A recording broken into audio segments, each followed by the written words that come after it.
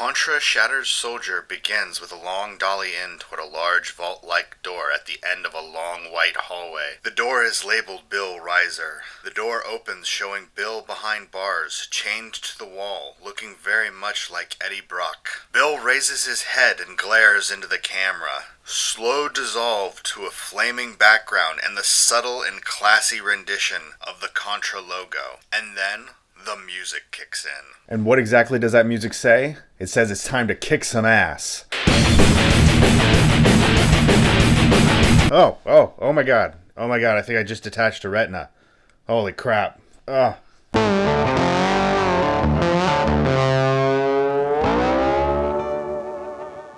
So the first thing you're going to notice about Contra Shattered Soldier is the box art. Shattered Soldier was Konami's first big release in the series in years, and it was released following the horrible PS1 games. Horrible travesties of which we will not speak. So Konami wanted to do something good and hired illustrator Ashley Wood to do the concept art for the game, and hot damn does it look good. I love this stuff. It's really a shame that the rest of the game didn't use this form of art for its in-game graphics. It would have looked a million times cooler. To say the least, Contra Shattered Soldier is a solid return to form for the series. This is all the classic run and gun action you come to expect from the series. Now, if you don't know anything about the original Contra games, I highly recommend that you go and educate yourself. They're classics, and you not knowing them is a travesty. An absolute travesty. This game is what you knew back in the day. Run and gun, high-octane action that made you feel like a badass. Only now it's in glorious 2.5D. Now, this game isn't an elegant masterpiece like, say, Silent Hill 2 or Metal Gear Solid. What it really is it's more... if those games are filet mignon, then this is a really well-made hamburger. You know what I'm saying?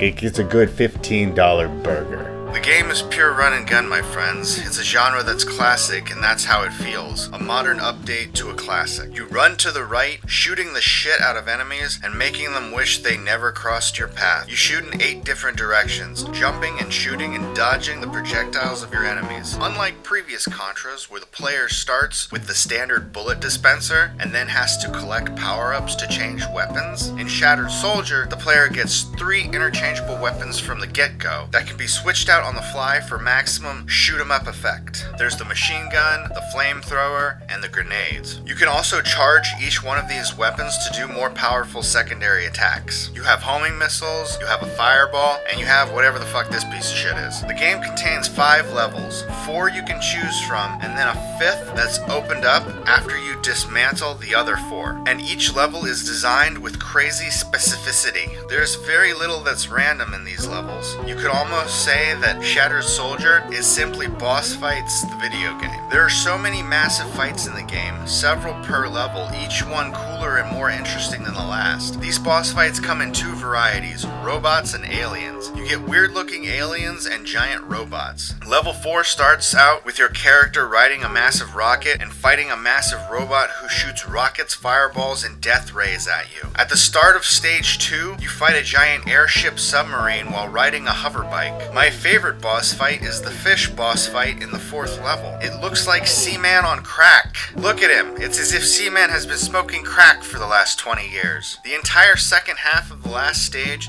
is nothing but weird boss fights. The boss fights towards the end of the game actually become really strange and surreal. I don't know what the developers were smoking, but I want some. It seems like much of the game is made to make the player feel like a total badass. And I'm a badass in real life, so I might as well be a badass in video games. Destroying giant monsters and robots goes a long way to the development of badassitude. But it's not just that, it's also how you do it and some of the scripted sequences that go along with doing it. The start of level 1 has you crash an airplane into an enemy base, jump through the windshield, and immediately start shooting every motherfucker you see. I have never seen a finer example of badassitude in all of my life. In the second level, you blow through what looks like some type of propaganda sign while riding a hoverbike, and then you spend most of the rest of the level shooting people while on the bike. Many of the scenes, set pieces, and boss fights are actually callbacks to the previous Contra games. Not only does this game blaze its own trail, but it's also a nostalgic look back at the series. Another aspect of the game that adds worlds of awesome to the experience is the music. It's like metal mixed with techno, and it's great. And it gets you pumped for all of Contra's sweaty hardcore action. Now this game does have a story, but it's razor thin. The main character is Bill Reiser, and he's joined by Lucia. And if you're not familiar with Contra, they all usually have simultaneous two-player co-op. Bill Reiser is one of the characters from the original games, and Lucia is what is referred to in the game as a bionoid, which I assume is a bioorganic android. She's the second player character and doesn't wear pants in combat. Which is understandable because pants can be quite cumbersome. Both characters play exactly the same. There's no difference between them. You might be asking, where's Lance, the other character from the previous games? Well, don't fret, my little turtle doves, because Lance is the villain in this game. Crazy world, right? Like I said, the story is razor thin. I really didn't pay much attention to it. The story and the endings are also influenced by the ranking you get when you complete each level. It's standard video game rankings, S, A, B, C, etc., etc. While playing this game, there is a percentage at the bottom of the screen. When you begin a level, it's at 0, and to get the high ranking, it has to be at 100% by the end of the level. To reach 100%, you need to kill anything in the game that gives you a percentage boost. This takes trial, error, and level memorization to do so. You can't just go in willy-nilly shooting everything and blazing through expecting 100%. Many fights and bosses require you to destroy parts of the enemy before other parts of the enemy to achieve the elusive 100%. If you die during a level, you shave a couple percentage points off of your final score. Getting all the percentage points does yield you an S ranking, and it's not easy to get, let me tell you. However its difficulty, Shattered Soldier is absolutely a game worth owning. It looks pretty good, and dare I say that it actually takes some of its textures from Silent Hill 2. It really does look like it has the same paint job as Silent Hill. All it needs is a Pyramid Head boss fight.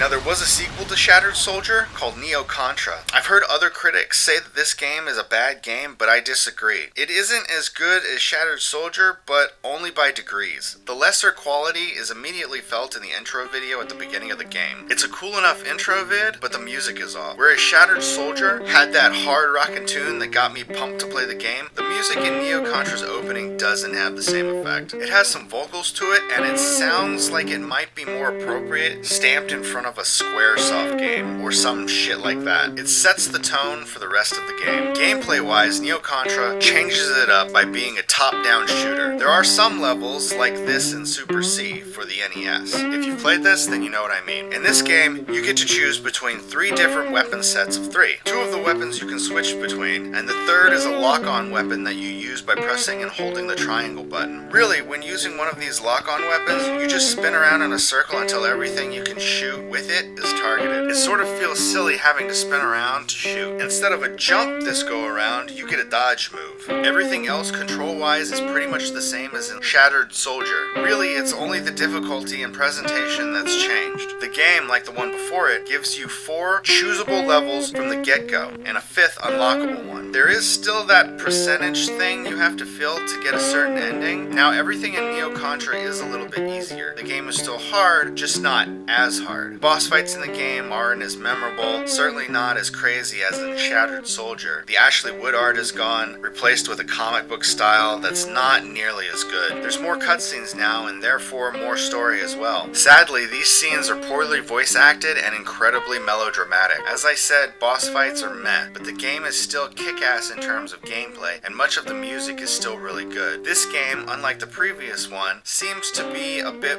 more on the colorful side as well, and controls here are still just as tight. One thing that I don't like about the game is the tone. Shattered Soldier had more of a serious tone going for it. Yes, riding a rocket and destroying giant robots seems ridiculous, but it felt plausible in Shattered Soldier and not goofy. And that's how I would describe certain aspects of Neo Contra. It's goofy. The goofiness mainly comes from the cinematics and really undercuts any possibility of being badass or cool. And what do I mean by goofy? Well, let me explain. In Shattered Soldier, riding a hover bike and taking out a giant war machine is cool. In Neo Contra, they have you riding an armored dinosaur. You even come crashing through a TV screen that's playing the opening of level 2 from Shattered Soldier. And it's kind of got a weird feel to it. Like, it feels like I'm supposed to be enjoying this ironically. Like, the developers looked at the last game and said, oh, that's really kind of silly and ridiculous. Let's see how much more silly and ridiculous we can be.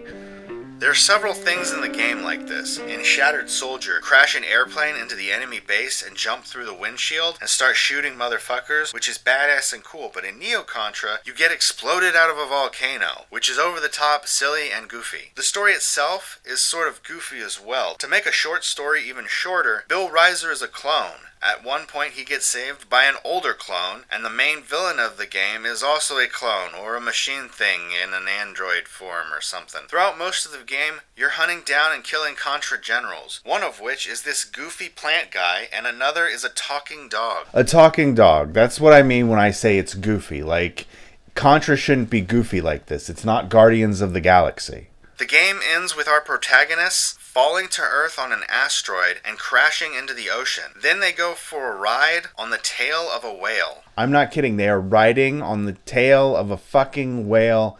It's fucking goofy. Now, goofiness aside, the gameplay is good. I do recommend this game. And after the crappy games on the PS1, I would say that Neo Contra is downright excellent. It's fun to run around, kill things with the spread shot, trying to achieve the best possible score. Hey, if you like this video, please check out this video on Alien vs. Predator for the Super Nintendo. Or you could check out this video of Alone in the Dark 2, which I made a long time ago. I look absolutely terrible in this video.